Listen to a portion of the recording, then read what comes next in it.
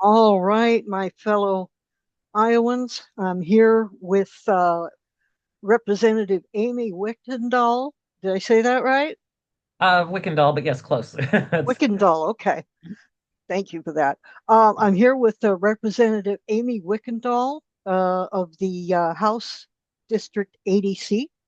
Amy was elected to that seat in 2024, and she is Iowa's first transgender representative. We are so glad to have you here, Representative Wichtendahl. Um, introduce yourself to people who may not know you.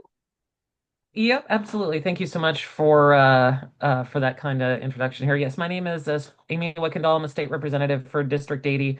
My pronouns are she, her, and my adjectives are freaking and awesome. Yep, this is my first year in the legislature, and boy, what a year to join. Like it's that being said, the last few years haven't exactly been a paragon of working for Iowans or doing anything that actually anybody wants.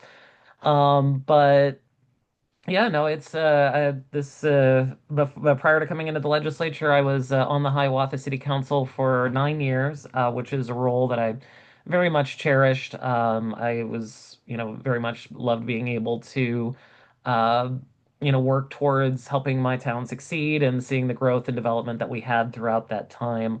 But like I said, it was time to step on to bigger things. And yeah, no, I'm just like I said, super happy to be here and kind of happy to answer any other questions that you may have of me here tonight and kind of have a robust conversation on some of these things.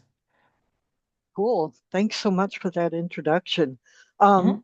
Um, what got you into politics? What drew you to the council and then the House? Well, I mean, I was always fairly politically inclined. I have a degree in political science from Mount Mercy University and another in journalism. And even when I was in college, I wrote about politics and to some extent, and then like I said, so I always had an eye towards it. So I mean, getting into politics was a couple of different things. It's a little bit of an unusual start. Going back to 2013, I want to say later 2013, I was getting a tattoo, and I remember, the tattoo artists were upset that they were, the business that I had gone to get the tattoo, were upset that they were basically being asked to move, which wasn't uncommon, like it was a redevelopment project. But basically, the vibe they got back from the city was like, well, we'll pay you to move, but we don't really want you to come back. And I'm like, well, Hmm. that's not right. I think you're a, legitimate business. You do good work. You're professional. Like, honestly, the city should be happy to have you. Like, this is not the right attitude we want towards our business community. And, so I decided to throw my hat in the ring. It was a couple years later in 2015 for the city council race at that time under the platform of supporting local businesses. And I remember, I mean, I was also, encouraged. Nobody else asked me to run, but I was encouraged by seeing then state representative, now state senator Liz Bennett run for the Iowa House. And because I, saw that not only could, people of our generation be successful and step up and be leaders, but also that, queer people could also run and hold elective office. So that was, kind of also, very good motivating factor for seeking office as well. And while you were in local government, did you have any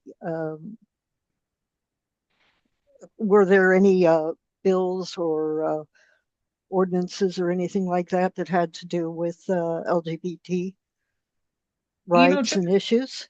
generally speaking, there weren't a ton of like so most of the ones that went through went, were kind of affected with the local school board level, but it's always kind of somewhat remarkable, for at least my first term, like, there were always whisperings, but there were never really um major like pushes to really restrict LGBTQ rights. Certainly there were always you had the crowd that would always introduce bills in the state house.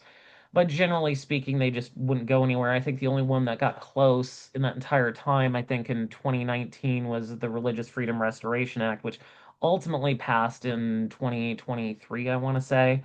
Mhm. Um, but like I said, that was like the main one. But most of the time, those bills would just, kind of get introduced and never see a subcommittee, anything like that. Citywide, the only thing that I tried, pushing or trying to work with, because Lynn County had enacted an ordinance banning conversion therapy, which is something I tried to also get done with the city. Unfortunately, I wasn't successful in being able to motivate, people to do to kind of step up for that. But, we did, you know, uh, pass proclamations in support of, Pride here in Cedar Rapids, in Hiawatha, basically, and I think it was 2022, say, or 2023 was the first year that all the metro communities plus Lynn County had supported Pride supported CR Pride that year.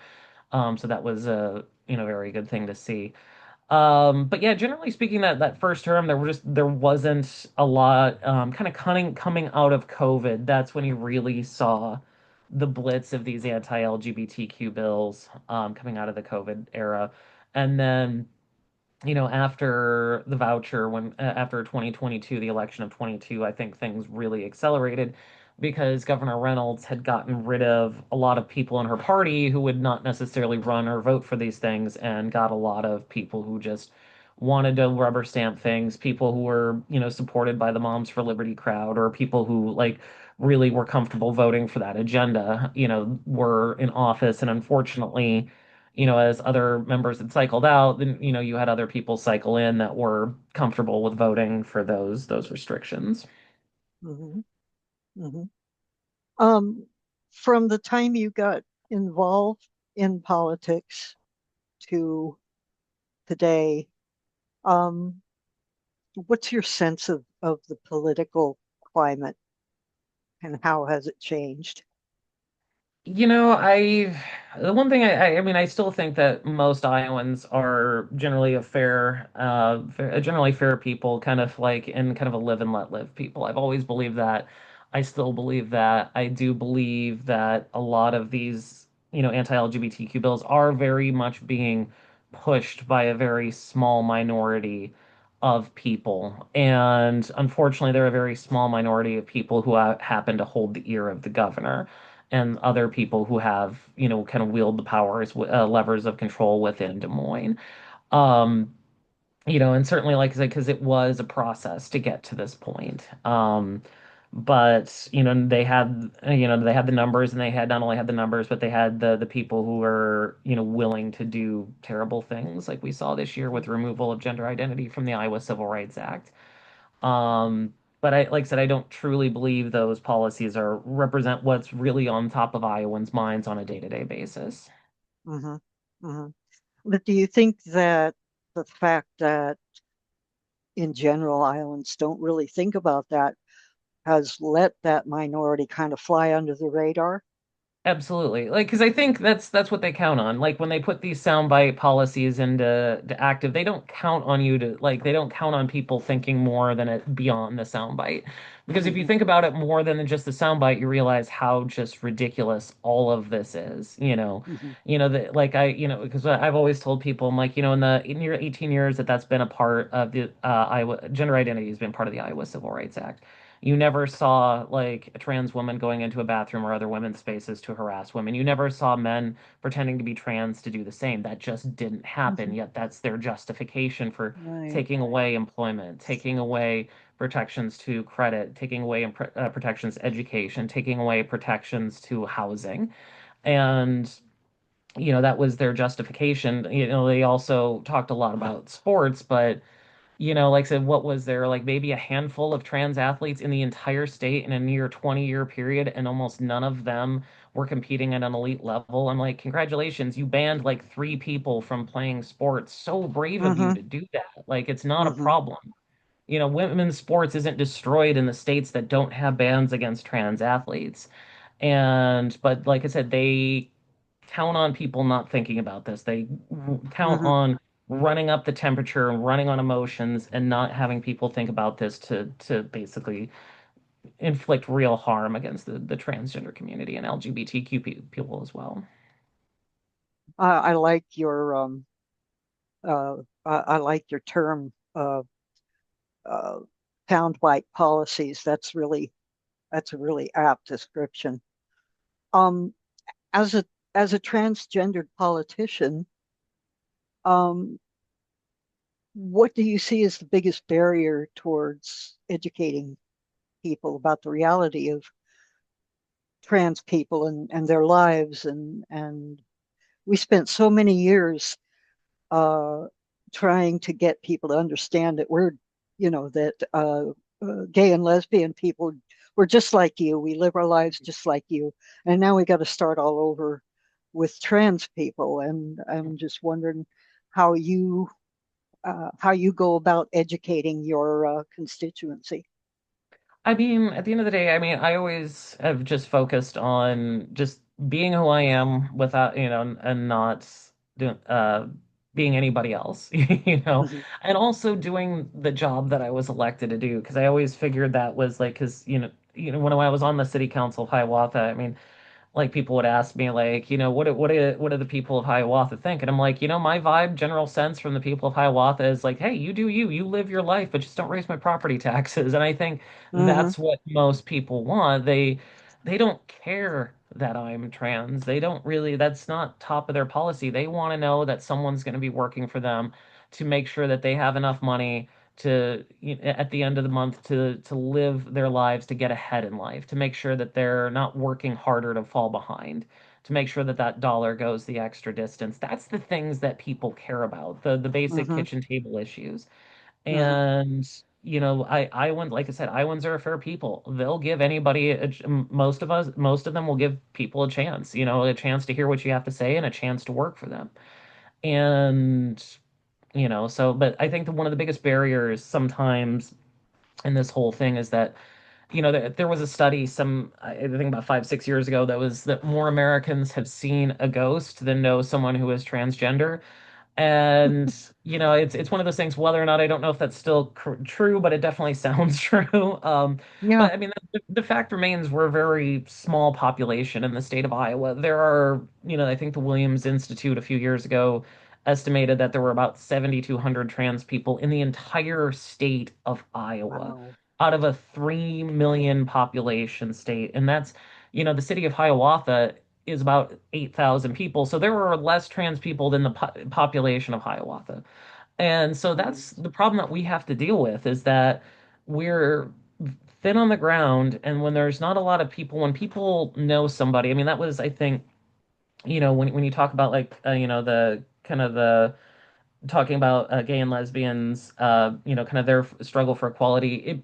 The tipping point really came when a lot of people knew someone who was gay or lesbian and saw that, hey, like, hey, I want my friend so and so to be able to get married, and hey, like when they couldn't peddle those stereotypes, that's when the you saw support for gay and lesbians really increase, and we had more and more people like living out, that people can point to, like, I know that person or I've seen that person, and it's just the stereotypes fall flat.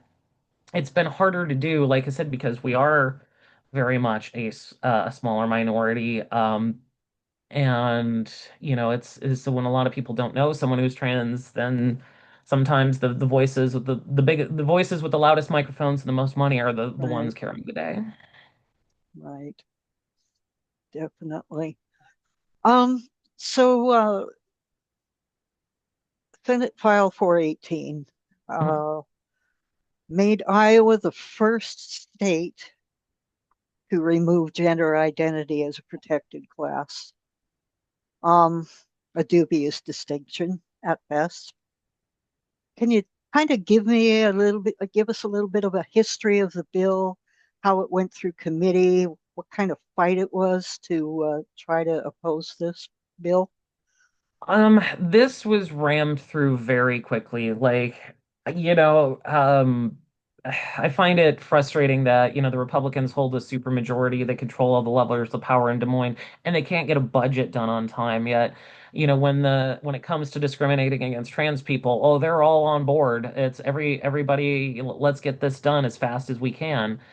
And so this had come, like, there were rumors of it kind of early in the session, that first couple of weeks. I had heard it. Leader Converse, Jennifer Converse, had kind of let me know that these were the rumors that were swirling on the other side. And I was like, starting to prepare for it. I definitely put out a call to action early in that session. And then, at that point, about 6 weeks go by and you don't hear anything. And we're approaching that first funnel deadline. And I'm like, if it gets to about one, if we're getting closer to it, like either something's going to happen or it's not going to happen this year at all. And, I was feeling optimistic that it wasn't going to happen. And like I said, it kind of seemed that that could be the case. But, um, what was it? I want to say it was the February 20th. I'm getting ready to come back to the district after that week of session. We had a bunch of non-controversial bills come through the House that day. I remember I left something at my desk and I came back to get it. And then Jennifer's staff dean, he was like, "You need to go talk to Jennifer." And I'm like, "I already know what this is." I'm like, shit. Like, I know what's coming. And like even before I got to her office, and she's like, "Yep, Holt filed the bill Mm, um that he's going to remove gender identity from the Iowa Civil Rights Act." And that was, like I said, it went through the entire process in a week. No other bill this session went that fast through the legislature. Nothing else did. Like I said, they really rushed everything and they really tried to do it, to try to catch people unaware, try to get it done before a response can be measured. I mean, certainly that didn't work. I mean, we saw, one of the largest protests in Iowa history that week at that Capitol. But, it went through subcommittee Monday. I want to say the companion bill was introduced in the Senate on Tuesday, and it went through, I want to say Wednesday. wow. Wednesday. And then the public hearing was held in the House on that Thursday. And once the public hearing was done, both chambers debated it. The Senate debated theirs first, and then, like the House, basically debated the same, with the Senate file taking place of the House file. And yeah, it was on the governor's desk by that Friday, and Mm, she signed it. And like I said, the government doesn't move. Like I said, there's always an old expression, working at the speed of government. Nothing in the government seems to work fast, except with, when there's mm, an opportunity to kick trans people. yeah, yeah. And Governor Reynolds certainly did seem very pleased to sign that bill. She was. And, like I said, because she had been pushing for certain things like this. That was her whole mantra, the year before, what was it? Like, because, like I said, the year before in 2023, or in 2024, I should say, rather, they had tried to, and this is, coming into the session, I was slightly optimistic that this wouldn't gain any traction either, because in 2024, they had put the same bill essentially forward to repeal gender identity from the Civil Rights Act, and it died gloriously in subcommittee. Like, it was unanimously voted down in subcommittee. And, she tried again with like this, kind of basically the second component of, the Senate file that you mentioned, which would, prevent people from updating their gender markers on birth certificates and driver's license. That she introduced in the previous year. That moved a little bit further, but never came to the House floor. And, and the common refrain I had, like I said, because she never really wanted to specifically talk about it, all her responses were boilerplates. Was like, just like we're protecting women and girls in sports, we're protecting women. Like, it was always that. Like, when anyone would ask questions about that bill to the governor's staff, that's the answer Mm, that she gave to them, mhm, mhm, you know. And it's, it was very, like I said, it was gross. But I mean, it was definitely a priority of hers. I think she didn't really take the lead on it. I think she let Holt take the lead on it, because she didn't want the backlash specifically directed at her. Better to have somebody else take the ball and carry that. Hmm. who would do it. But I mean, certainly, I believe still that she was the one behind the scenes really pushing for this to be done. Mm. Because I Would mean, if she hadn't been, I don't believe it would have actually gotten to her desk. right. Um, did you ever have any private conversations with colleagues across the aisle? And were their discussions with you any different from what they were presenting in public? Um, like I said, for a lot of it, there was. I mean, I did have different conversations with different members in the House. Like there was a lot of just fall in line, and it was kind of a lot of just kind of like this that week, that week going through the bill, like a lot of them just really did not want to look me in the eye Uh-huh. about this. And, the conversations I had, like I said, really indicated that they were going to fall in line with the party stance. Like I said, ultimately we would have needed 18 Republicans to defect. I mean, six did, but I mean, that's a significant part of their caucus. If they would have had that Yeah. many to defect, they would have never brought it to the floor.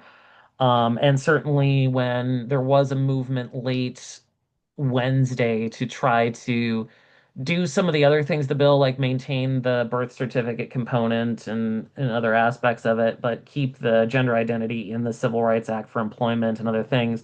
I think there were 10 Republicans who were going to draft that amendment, and they more or less got shouted down. And you had um, very conservative organizations like whipping up, and like there was a lot of arm twisting. Like because it was an open question even going through the week whether or not they had 50 votes to bring this to the floor. And I remember talking with Jennifer on it, and she's like, "Well, Majority Leader Matt Winchell, he's going to prepare two calendars for that day. And we'll know by Wednesday. But if the gender identity bill has the support to come, that's the only item that's going to be on the calendar for Thursday. If it doesn't, then we're just going to do a bunch of non-cons." Huh. And so we didn't know until Wednesday morning, the day before the bill passed, whether or not it even had the support. And, conversations that my colleagues had, with people across the aisle really indicated that, oh no, they were very much twisting arms. They were very much going to do this. They were, basically the threats were, if you don't sign on to this, we won't run your bills.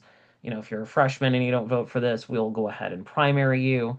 There was Wow. threats made to get people on board to fall in Mm-hmm. line to vote for this, Mm-hmm. And I still remember running into one of my colleagues that morning, kind of before the debate had started, and he's like, I didn't come here to do this. This isn't what I wanted to come here and do. I wanted to be the guy who was just voting to, take on taxes, and yet here I am having to do this. And unfortunately, he voted for it. And so it's heartbreaking to see that there wasn't that courage on the other side to just do what's right. Because I mean, like I said, the point that I made on the floor was like, look, our state motto is our liberties we prize and our rights we will maintain. It Yeah. says it on the freaking flag. It says it on the Iowa flag. And you can't read those words and think that it's wrong to take away people's rights, you know, uh, or even have the courage to do that. So, yeah, it was shameful. Gosh darn it. That's just yeah, you're right. That is heartbreaking. Um, because so many I know that so many people go into politics for the power, but I know equally there are many people who are just there to get the people's work done, and they don't want to they don't want to do the nasty stuff, but they feel like for their political life they are obligated to. Did you feel? I know that you mentioned that one Republican colleague. Was that basically the general attitude? I mean, I think there was a lot of similar attitudes of that. I mean, I even had a couple talking with a couple Republican colleagues after the vote actually apologized to me, and they were the ones that voted for it. I'm like, it, I mean, I guess thanks, but I would have preferred you to vote against this bill, Yeah, yeah, yeah. Now I know Sarah McBride in Congress in Washington has had to contend with some really personal attacks. Um, Basically, the bill banning basically banning her from her uh, uh, uh, from the women's room. Um, that was a really cruddy that was a really cruddy thing. Have you heard any whispers or seen any movement toward anything like that against Um, you? like I said, generally my like the I know kind of tiptoeing a little bit about the bathroom issue. Generally speaking, I don't talk about the bathrooms Sure. as it pertains in there. As far as Congresswoman McBride, like so I actually had the chance to run into her in DC about a month ago Mm, for a victory fundraiser. It was their annual champagne brunch. From what I gather, one of the things that is just like I gather that the Speaker of the House has broad latitude to make some of those hmm. rules. In terms of some of that. But one she thing that she had said is like, they're so busy at playing the bathroom cop, and they're so incompetent at it. Like apparently, like there was one instance on the floor in Congress where, Nancy Mace was getting all worked up to go like confront McBride in the Right. bathroom. Like McBride's not even using the restroom that's adjacent to the floor chambers, and they went in there, and it was just apparently a whole big thing where like Marjorie Taylor Greene and Nancy Mace were getting gunning up to make this big expose, and then they got it wrong. It was somebody else going in and then they had to like come out of the women's restroom like heads like low, and just kind of like I'm like, you're so Oh, we I, just all had to go there at the same time. Nothing to yeah. see here. Right, right, right. And I'm just like, I mean, if nothing else, it's a perfect example of like just how bad they are at guessing. You have there's one trans woman in the entirety of Congress, and she's not even there, and you don't even know what she looks like. Like, come on, like for real. Oh my God. How Uh, dumb are you people? But like, it's just, yeah, no, You know, it's weird the obsession with bathrooms, but I do have to say at least on that front, like because what you've seen is the reality of the situation is when they're trying to play the bathroom police, the people who get harassed the most or receive on the receiving end of these bathroom bills are cis women.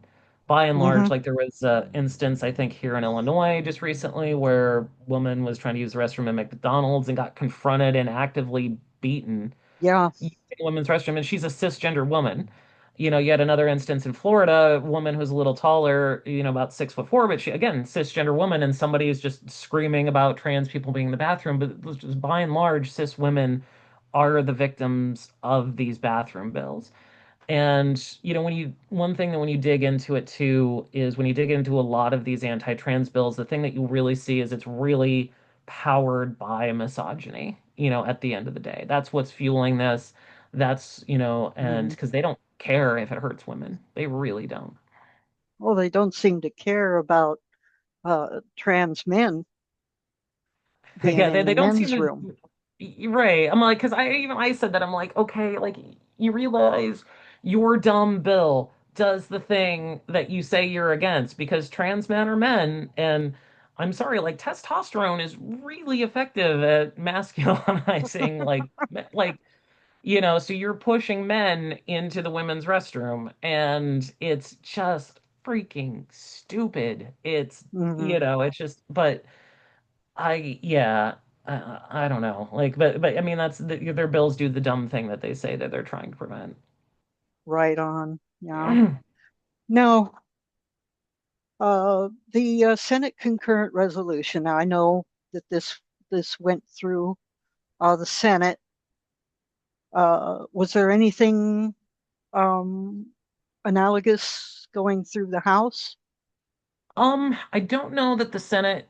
concurrent resolution. I think it was introduced, but I don't think it was voted on. I could be wrong on that, but if I remember right, it was introduced in the closing days of the session like that last week.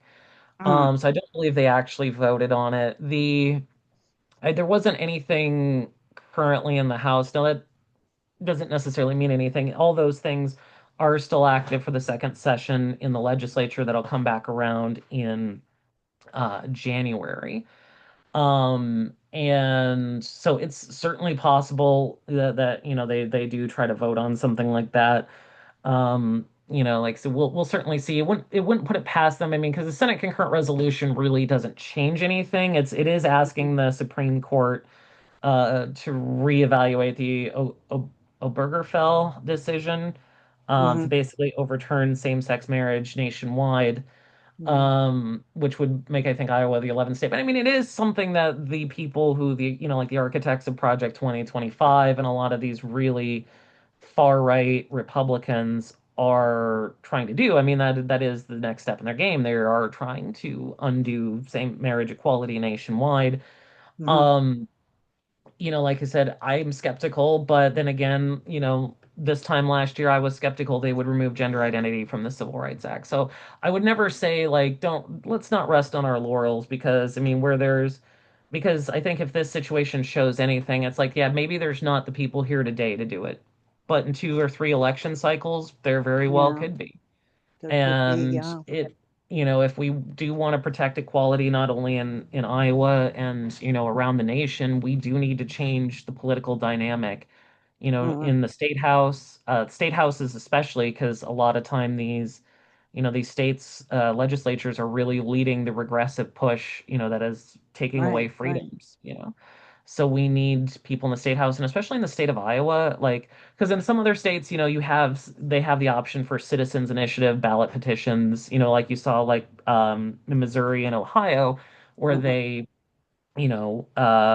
basically fought to enshrine reproductive freedom in the Constitution. Unfortunately, Iowa does not have that. So if we're Right. to protect marriage equality, if we're to regain our rights, if we're to restore, reproductive freedom, it's going to mean Mhm. flipping the legislature. It's going to mean getting a new governor. Yeah. Yeah. And that leads to one of the questions that my co-host wanted to ask you is how is that fight for reproductive rights going in Iowa?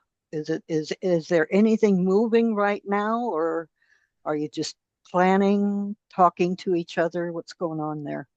Well, I mean, if memory serves, I think either all or if not this most significant majority in the Iowa House of Democrats has, a kind of joint resolution to enshrine reproductive freedom in the Iowa Constitution. That being said, not only do Hmm. we need majorities to be able to move that, we need majorities in consecutive sessions of the legislature before we could Right, actually put that before the right. voters of Iowa to vote on.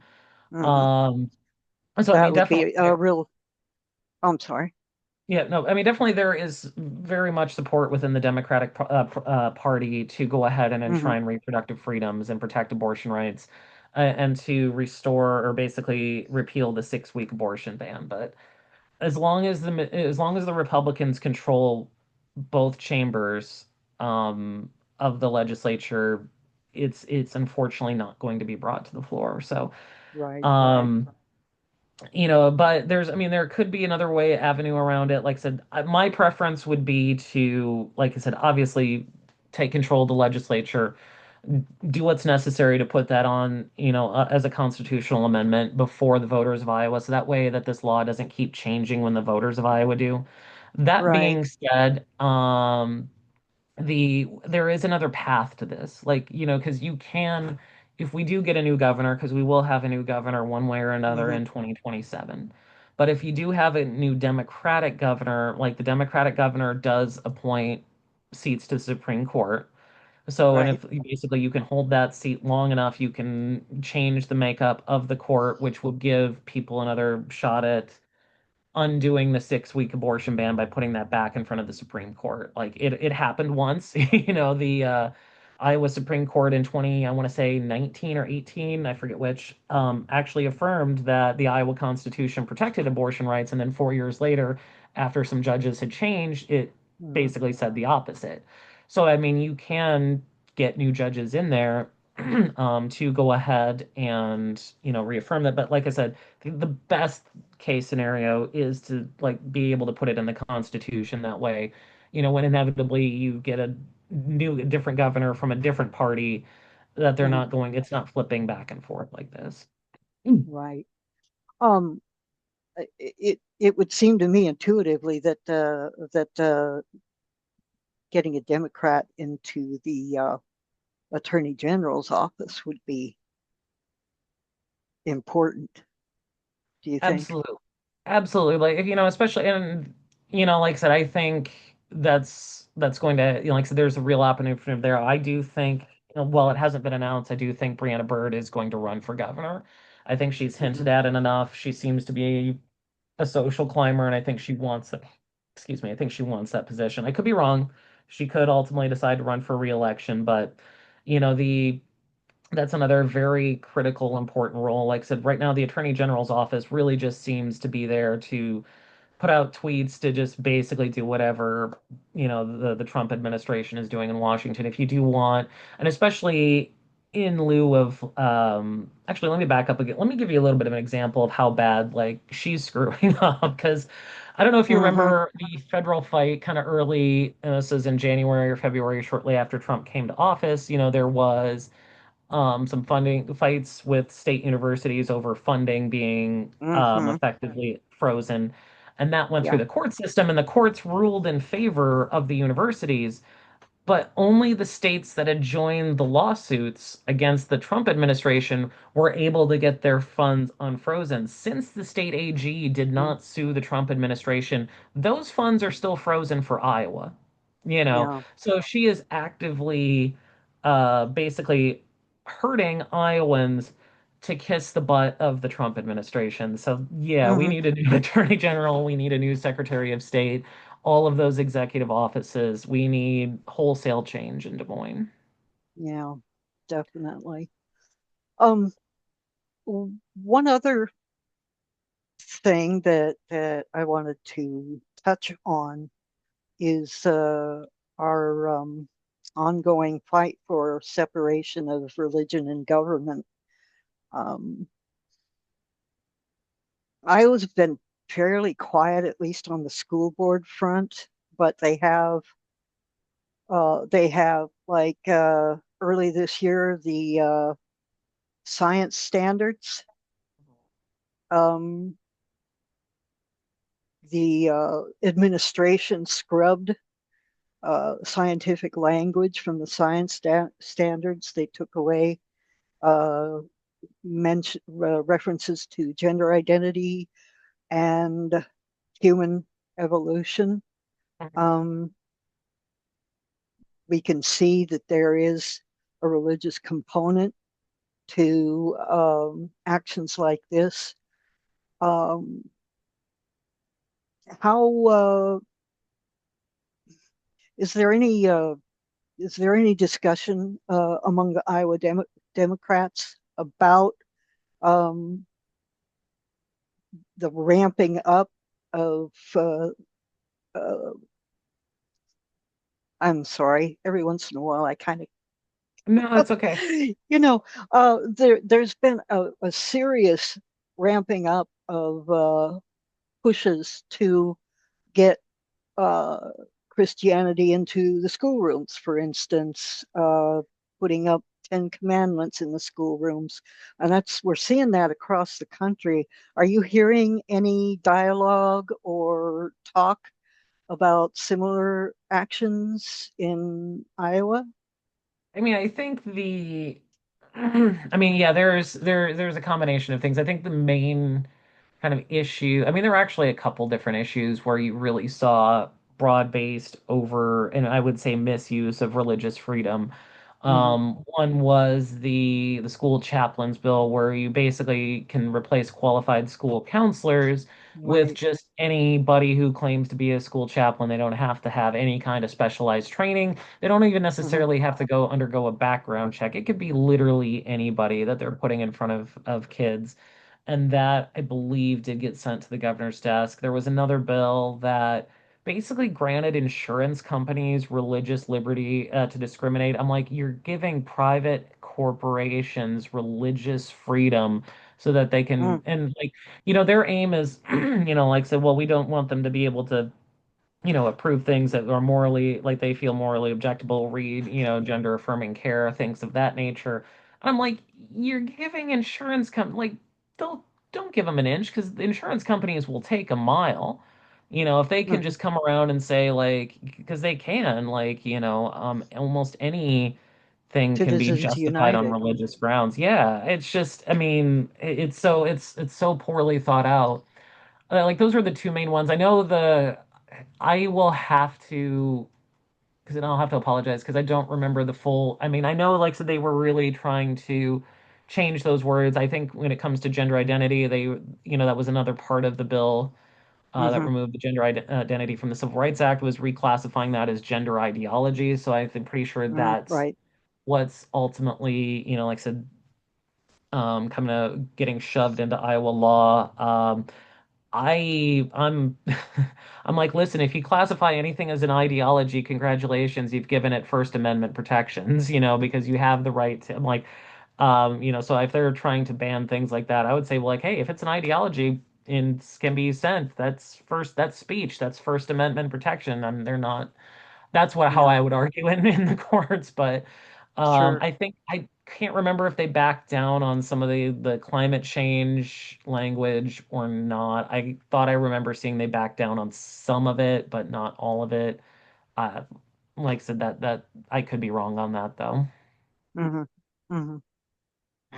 So let's see. Oh, we've got about 20 minutes left. Is there anything in particular that you'd like to talk about? Um, well, I always have to give slight props to myself. I mean, certainly thank you for having me on here. I do plan to run for re-election in 2026. I think it's important to keep having diverse voices in the state legislature to keep pushing back Excellent. against these bills. I will give a shout out for myself if anyone wants to donate to my campaign to keep fighting in Des Moines. Aime for Iowa.org. We'll have a link where you can donate to that. Please strongly consider doing that because, like, every dollar we help, because unfortunately, as you mentioned, Citizens United, it's expensive to run for office. I think in Hmm. 2024, Hmm. ultimately, we spent about $100,000 to win this seat. My goodness, yeah. We'll have to spend as much, if not more, in 2026. So even if it's 10, 15, $20, every little bit helps on that. So I'll Hmm. say that. So Um, that was Amy, AIME for Iowa.org. yep, that's right. Okay, I dropped that in the chat. All right, I appreciate that. Thank you. Perfect. You Um, betcha. so yeah, no, that's kind of the main thing. I know we got Pride Month coming up. The I don't have all the details right now. I do plan on hosting, a good fundraiser in Des Moines with Montana State Representative Zoe Zephyr and also State Senator Liz Bennett. At the end of the month, though, that'll be on my social media feed as well coming up. So those are the Okay, two things great. I'd like to mention. And yeah, but no, thank you certainly having for me. Any other questions, I'm always happy to answer. Awesome. I think I've touched on all the points that we wanted to, and if there's nothing else that you want to say to our audience, no? Oh, it looks Paul has a question, it looks like. Ah, hi, Paul. Hi, Yeah, this is Paul, my good friend Paul Welch, and meet our guest Amy Wichtendahl. pleasure to meet you, What you Amy. got for us, Paul? Pleasure to meet you Okay, too, Paul. so Thank you. I got to listen to probably the last 20 minutes or so of what you were talking about. So forgive me if I'm touching on something that you've already discussed. Um, on your campaign trail, you said you're going to run in 26 again, correct? Yes. Where can we go to support you? Like, are you going to be doing any speaking engagements, or is it going to be all just local to the Des Moines area? Well, I mean, like I said, a lot of it will probably be in the Cedar Rapids area, just because that's usually where I'm from. The Des Moines, is kind of our first annual fundraiser. I do want to say, additionally, there's an event that I'm going to be at tomorrow, the 29th, and I have to because Representative Ken Crokin is hosting basically a fundraiser. Um, yeah, it's basically they're showing the film To Wong Fu, Thanks for Everything, Julie Newmar. I know that's tomorrow, and gosh, I have to find the event on Awesome. that. Drop a link to that if you could Uh, man, in the hold on. chat. I hope I can do this before my computer dies. It's about to die. I Uh-oh. apologize for that. I forget how much the battery on this doesn't. Let me see if I can. Let me drop the link here because I got the press release. So that'll be tomorrow. I plan on being there for a little bit. I do a lot. I generally do try to do a decent amount of speaking. Like in years past, I've done, speaking at Pride events. I did, speaking at Pride fundraiser, in Ottumwa this year. I did, kind of a Q&A with the Insufferable Wenches of Blackhawk County, or Insufferable Wenches of Waterloo.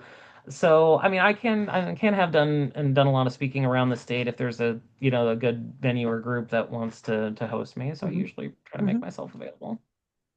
Great. Well, we're So really potentially glad that. then, if Go ahead. sorry, go ahead. No, Paul, go ahead. So I took part in the Pride event here in Orange City last year. Um, Hmm. would it be possible to potentially get you to come out and speak there? Potentially, yeah. Like I said, it depends. What date's the Pride event? Oh golly, I got to look it up real quick. Hang on.